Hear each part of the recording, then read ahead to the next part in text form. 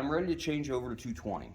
I want to try the machine on 220. So I'm grabbing their adapter, and in the video I say several times this is a 30 amp plug, which I should have paid closer attention. It's not, it's a 50 amp plug. Okay, so if you can see on that switch, this is a main power switch. I'm unplugged right now, just so we're on the same page. That switch says 35 amps at 250 volts AC. So that being said, we really don't want a 50 amp breaker on this. The equipment's just not rated for it. It's just not going to work. Not going to work well. So what I'm going to do is take this cord out and replace it with a number 10 cord. This is only number 12, like I said. I'm going to put a number 10 cord on with some state connectors and a ground here. So I've got the cable in here. The original strain relief, or whatever you want to call it, that held the smaller cable would not hold my 10-3. So I had to open the hole up here just a little bit so I can get the cable in that I wanted. And now I'm using these stake-on crimp ends with heat shrink. They don't have to be heat shrinked because it's inside the machine, but I like them. These were sent to us by Bill and Janine Speck. Yeah, we found out who sent this The kit to us. Nice little box of And goodies. look, they're being used already. And it's ironic because I needed the spade terminal like this, and I didn't have any in my kit for number 10 wire. Bill Speck. He there seems to know just what you need. Yeah, that's ironic, isn't I it? know. It's like he's got a little hidden camera here, and he knows what we're doing. Or a crystal ball, one or the other. Okay.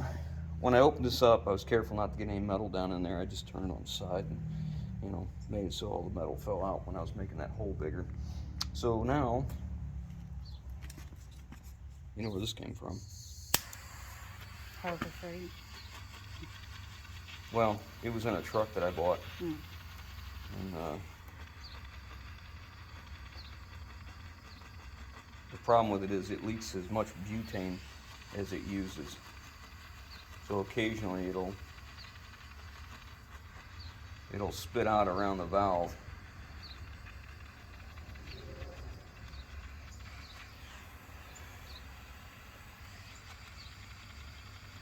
Key to these things I found over the years is just keep it moving and you won't burn the wire. Like a lot of guys think you shouldn't use open flame on these because you'll damage the insulation on the wire, and you certainly can, but I've had good luck with it. Yeah, it'll leak around here, and every now and again it'll blow back, and you know, you get flames coming out of there. So for what they're worth, you know, pay attention to them. Okay, so this is their insulator plate from the circuit board, and this is the ground for the machine.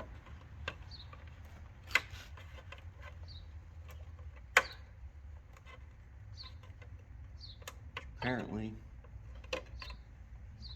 when I move that, I'm going to have to line it back up. Okay, let me get this back in.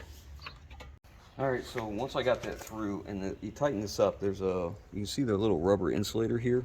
Okay, it's a compression fitting. It compresses on here with a rubber insulator, and that'll help keep it from coming in and out. Now, I also like to run a zip tie on the inside up against this and run it up tight, so that if indeed this comes loose, it doesn't pull this out. Now, I don't recommend you do this to your machine unless you know what you're doing. If not, perhaps you should let an electrician do it. As far as my zip ties go, I always twist them, because when I twist them, it doesn't leave any sharp edges to get yourself cut on later. Okay, we're ready to put the outside back together and put an end on the cord. Alright, so this is all back together, and now I'm going to put a plug on this end, and I'm using a 30 or 50. It's a dual. It can be used either way. Now, when you use it as a 50, it is a straight line ground, not the round one. So I'm going to use this. You can do whatever you want if you change it. This is not a how-to. You're just watching me do what I'm doing. I'm not a big fan of these type of cords, but I think in this situation, it's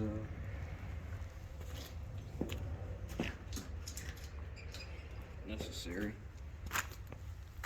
Did you mean adapter? Because you said cord. The cap. Okay. Cord end.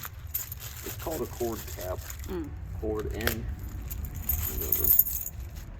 Okay. So what I want to do is basically whichever way you want to run it. So I want to run this and this. And I'd like the wires to be out here.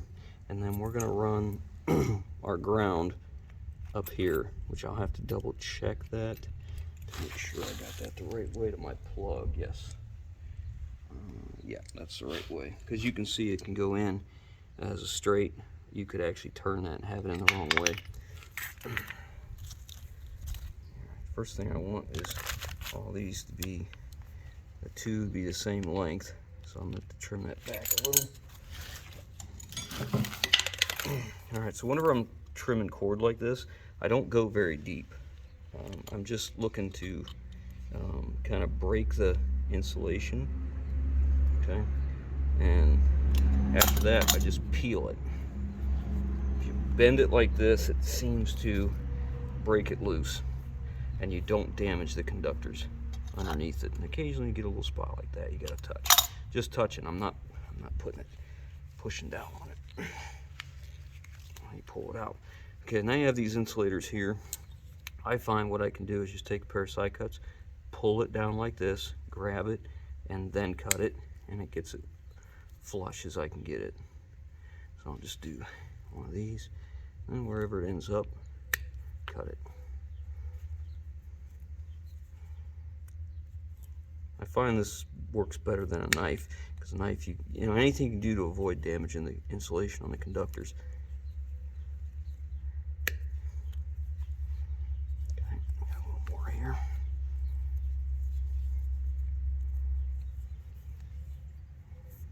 Now this cord I chose to use is for, it will be used in wet locations, not damp locations, but wet. So my purpose was, if my shop floor happens to be wet or have water in it and the insulation on this is not damaged, you know, it's less of a risk. Okay, now these two should be the same length. This is my longest because this is the ground. It's going to come up into here. I don't want any more conductor in here than I absolutely need exposed. I want as much sheathing in there as I can get. So I'll probably take this and I'll turn it the best way to get these conductors to lay out like I want them, like that. So let me get this cut up and ready. I'll show you after I put it all together. Alright, I'm all in, and it's very important you pay attention to the conductors and make sure you don't have anything rubbing or touching, because the wires will expand and contract with heat slightly. So it's very important everything's laying like it should. You don't need any conductors outside your connectors, your connection points here. And then this thing here is able to be put in two different ways based on the diameter of the SO cord you're using. Mine's pretty thick, so I'm using this end here, so it shoves more of the tension, whatever you call this, on it. And you just close it up, and they give you two screws in here, and you put the screws down in and tighten them up. That's how I do it. So I'm going to get this ready to go. Now we're going to plug in and see how she welds on 220. Alright, so I have turned it up all the way, and I have a couple pieces of 1/2 inch plate here, and it still has some mill scale. It was old rusty stuff. I flat disc it. I got it just tack welded just to hold it in place, and now we're going to see how well it can do on 220. I think I'm going to do half and half. I'm going to do a 3. I'm going to see if I can do a little bit, adjust it, and then do it again.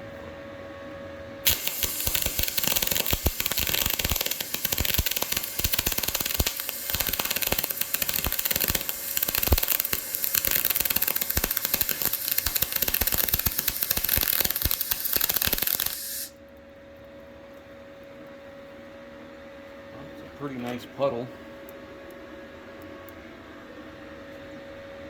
I think I have the inductance turned up to a +5 right now, +4.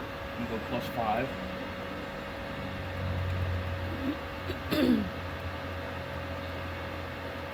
And I have the voltage up +5 as well. So I'm going to turn it down slightly. Come on the voltage side. Now we're going to leave it there.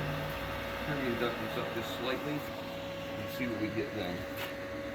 I'm going to leave a space between what I did and the next one.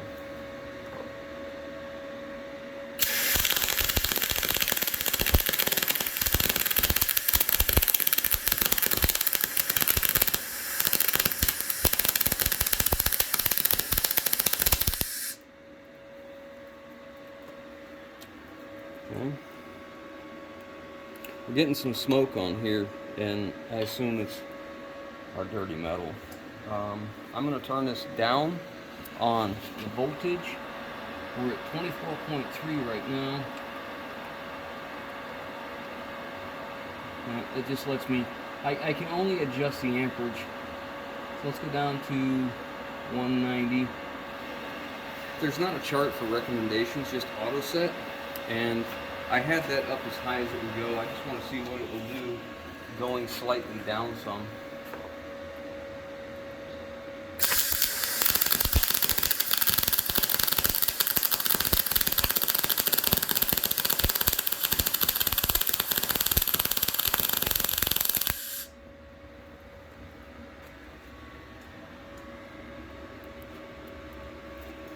Well, I'm not sure. Let's get my wire brush and clean that up. But we got a little smoke in here. So I turned that down a little bit. You notice how the spatter kind of went away. You can see I had spatter here, spatter, and then it kind of got less here. So that might be a better setting. And look at the heat signature across there. So when I turned it down, we were actually doing better and even than we were in the front. The very first one, you can see how much longer it is than the others, but it didn't get as much heat. Now mind you, we're heating up this metal as we weld as well. So I'm going to turn it down just a little more and see where we end up. You know, really, the best thing we could do would be to weld this and then cut each weld and see what we have at each place. Alright, let's turn the amperage down just a little bit.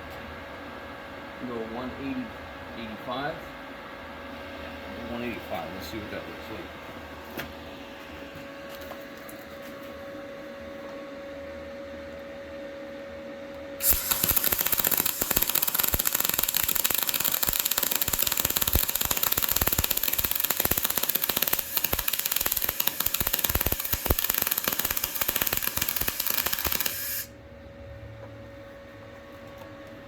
Okay, so we still have a fair amount of spatter. It was pretty hot down here.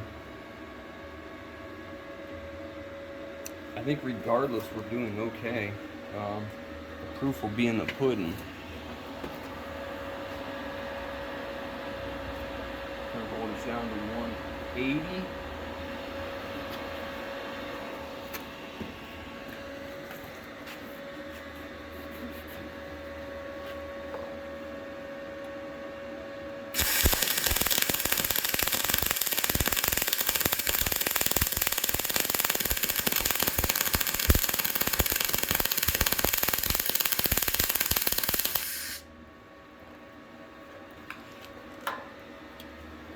Okay, well, I think that's probably appearance-wise, that looks the best. The heat sink looks even because you can see it from one to the other, from one end to the other end. So it looks like we have a uniform weld as well. The width is the same, it's flat. Alright, we're going to go down just a little more and see if we'll get the same results. on 75. And again, I'm just playing with this because I really don't know anything about what I'm doing. Okay, so you can see there's no heat signature except for here to here, discoloration metal. You can see here, it's 100% from the time we start to the time we ended. We didn't have that here, but we did have it here. So we might be on to something.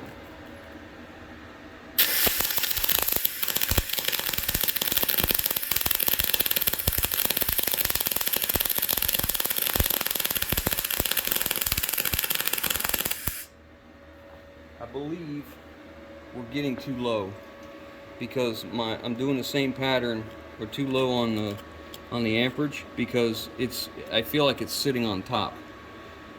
You see how this is so much taller and I'm doing the same pattern, the same timing, and this is flat and this is starting to be humped. So I don't think we're getting as deep in that. So let's see if we can go back up where we were to 180. And we'll finish that off and see if we get the same thing now.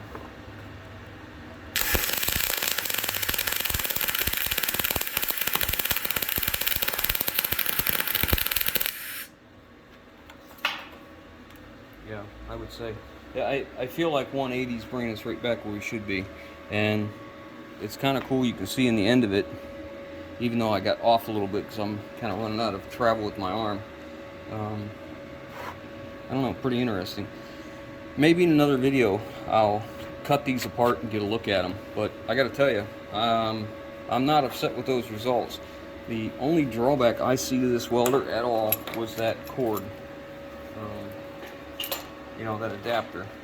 Otherwise, I'm pretty happy with that. You can see how as I went down, the spatter got better until we got to the 180.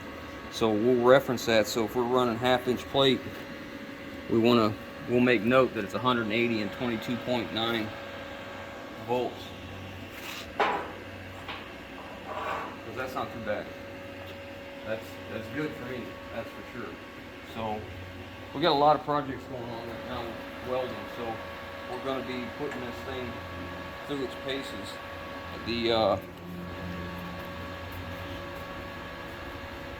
I changed the cord like you saw. I have it on the 30 amp cord and a 30 amp plug, and you saw we turned it up high and we didn't trip the breaker. I think we're running acceptable.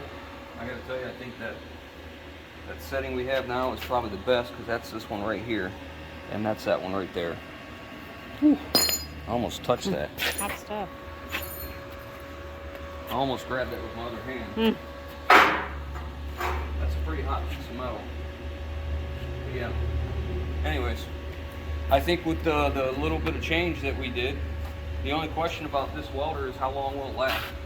You know, we talked about this being about 10 foot. I think it's 9 meters is what it's called, so it's going to be a little under 10 foot maybe, regardless. I don't know. As far as the make portion goes, I'm pleased. So that's about it, guys. Hope you enjoyed that, and next time we talk about this, it'll be on hopefully the TIG or the stick weld, one or the other. So catch you on the next one.